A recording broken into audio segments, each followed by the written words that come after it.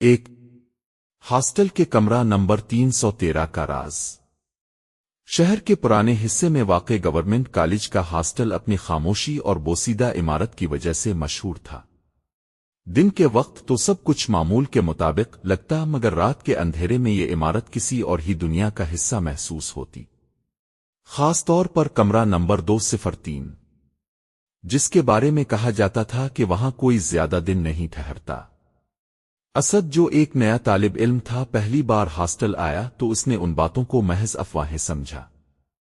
اسے جب کمرہ نمبر 203 الاٹ ہوا تو اس نے مسکرا کر کہا، بھوت ووت کچھ نہیں ہوتے، سب ڈرامہ ہے۔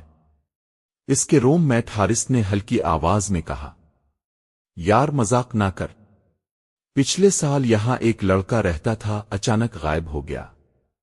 اسد نے بات ٹال دی، مگر پہلی ہی رات اسے عجیب سا احساس ہونے لگا۔ رات کے تقریباً 2 بجے تھے کہ کمرے کی لائٹ خود بخود جل گئی۔ اسد نے آنکھیں ملیں، سوچا شاید بجلی کا مسئلہ ہو، مگر پھر اس نے سنا کھڑکی کے پاس ہلکی ہلکی سرگوشیاں۔ حارث، اسد نے آہستہ سے پکارا۔ کوئی جواب نہ آیا۔ سرگوشیاں آہستہ آہستہ تیز ہونے لگیں، جیسے کوئی اس کا نام لے رہا ہو۔ اسد نے ہمت کر کے کھڑکی کی طرف دیکھا۔ پردہ ہل رہا تھا، حالانکہ ہوا بالکل نہیں تھی۔ اچانک پردہ زور سے ہٹا اور اسد کی چیخ نکل گئی۔ کھڑکی کے باہر کوئی نہیں تھا، مگر شیشے پر ایک جملہ انگلی سے لکھا ہوا تھا، یہ میرا کمرہ ہے۔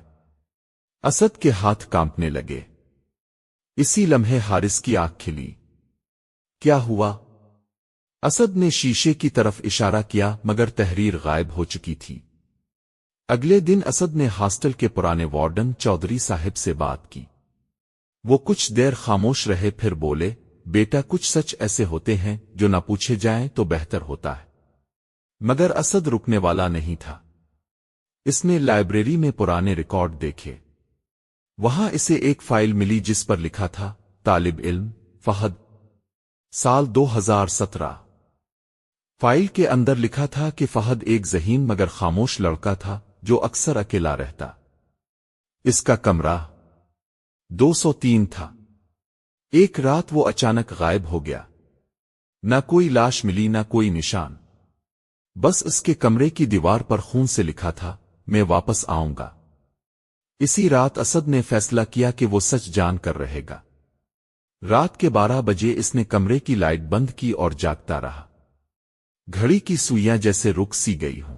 اچانک دروازہ آہستہ آہستہ چرچرانے لگا۔ دروازہ خود ہی کھل گیا۔ اندھیرے میں ایک سایہ اندر داخل ہوا۔ نہ اس کے پاؤں کی آواز، نہ سانس کی، بس ایک ٹھنڈک جو پورے کمرے میں پھیل گئی۔ سائے نے آہستہ سے کہا، تم نے میری جگہ لے لی ہے۔ اسد کا جسم سن ہو گیا۔ اس نے ہمت کر کے پوچھا، تم فہد ہو؟ سایہ تھوڑا سا قریب آیا۔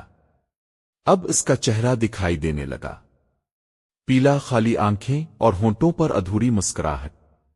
میں نے صرف سچ جاننا چاہا تھا، اور اس ہاسٹل نے مجھے نگل لیا۔ اچانک دیواروں سے سرگوشیاں آنے لگیں۔ لگتا تھا جیسے پورا ہاسٹل بول رہا ہو۔ حارث نیند میں بڑبڑانے لگا، جیسے کسی نے اسے قابو میں کر رکھا ہو۔ اسد نے چیخ کر کہا، مجھے چھوڑ دو۔ فہد کی روح نے آہستہ سے جواب دیا، اگر تم یہاں رہے تو تم بھی میرا حصہ بن جاؤ گے۔ اگلی صبح پورا ہاسٹل ہنگامے میں تھا۔ اسد اور حارث دونوں بے ہوش پائے گئے۔ اسد کو فوراً ہاسٹل سے شفٹ کر دیا گیا۔ کمرہ نمبر 203 کو ہمیشہ کے لیے بند کر دیا گیا۔ مگر کہانی یہاں ختم نہیں ہوتی۔ کچھ ہفتوں بعد ایک نئے طالب علم کو غلطی سے وہی کمرہ الاٹ ہو گیا۔ جب اس نے رات کو لائٹ جلائی تو دیوار پر تازہ تحریر لکھی تھی، یہ میرا کمرہ ہے اور تم اگلے ہو۔ طالب علم کا نام زین تھا۔ وہ شہر سے دور ایک چھوٹے سے گاؤں سے آیا تھا، اور ہاسٹل کی پرانی عمارت اسے کسی نعمت سے کم نہ لگی۔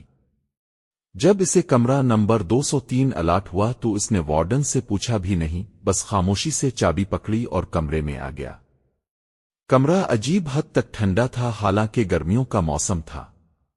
دیواروں پر ہلکے ہلکے سیاہ دھبے تھے، جیسے وقت نے خود یہاں زخم چھوڑ دیے ہوں۔ زین نے بیگ رکھا اور دیوار پر لکھی تحریر کو غور سے دیکھا۔ یہ میرا کمرہ ہے اور تم اگلے ہو۔ وہ مسکرا دیا۔ کسی سینئر کی حرکت ہوگی۔ مگر رات کو جب پورا ہاسٹل سو گیا تب اصل کہانی شروع ہوئی۔ رات کے ٹھیک 2 بجے زین کی آنکھ کھل گئی۔ اس نے محسوس کیا جیسے کوئی اسے دیکھ رہا ہو۔ کمرے کی چھت پر پرانا پنکھا خود بخود تیز گھومنے لگا، حالانکہ سوئچ بند تھا۔ پھر اچانک ٹھک ٹھک ٹھک، یہ آواز دیوار کے اندر سے آ رہی تھی۔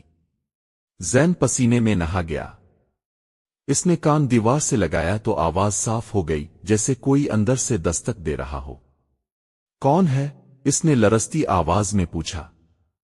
جواب آیا، مگر آواز انسانوں جیسی نہیں تھی۔ دروازہ کھولو، میں ابھی ادھورا ہوں۔ زین پیچھے ہٹ گیا۔ اچانک الماری کا دروازہ زور سے کھلا۔ اندر ایک پرانی فائل گری۔ وہی فائل، فہد 2017۔ جیسے ہی زین نے فائل کھولی، کمرے کی فضا بدل گئی۔ دیواریں گیلی لگنے لگیں، بلب جھپکنے لگا، اور کمرہ کسی اور زمانے میں منتقل ہو گیا۔ اب وہ ہاسٹل نہیں تھا، بلکہ فہد کی آخری رات۔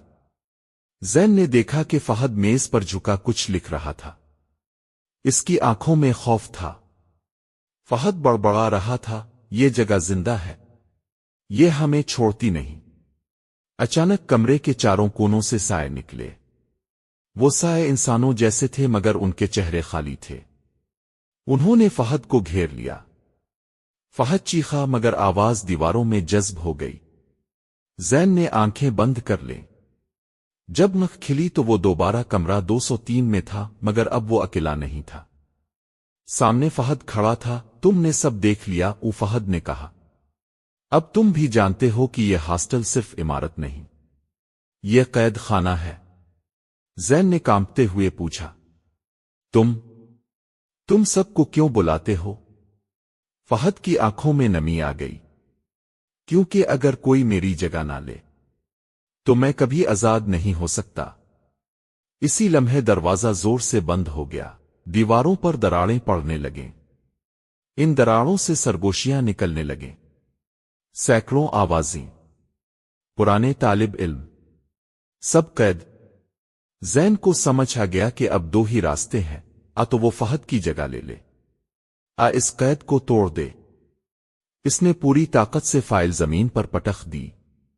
میں تمہاری طرح نہیں بنوں گا۔ کمرہ لرزنے لگا۔ چیخوں کی آواز بلند ہوئی۔ فہد پیچھے ہٹنے لگا، جیسے کوئی زنجیر ٹوٹ رہی ہو۔ اچانک ایک زوردار دھماکہ ہوا۔ صبح ہاسٹل کے طلبہ نے دیکھا کہ کمرہ نمبر 203 کا دروازہ ٹوٹا ہوا ہے۔ اندر کوئی نہیں تھا۔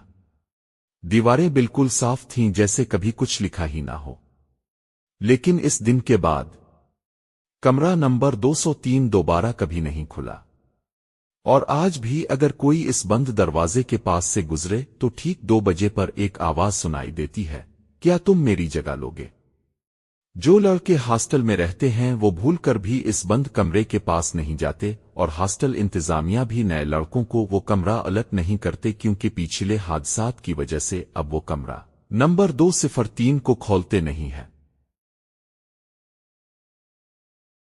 کہانی اچھی لگی تو ویڈیو کو لائک اور چینل کو سبسکرائب کر دیں تاکہ مزید کہانیاں لے کر حاضر ہوں۔ تب تک کے لیے اللہ حافظ۔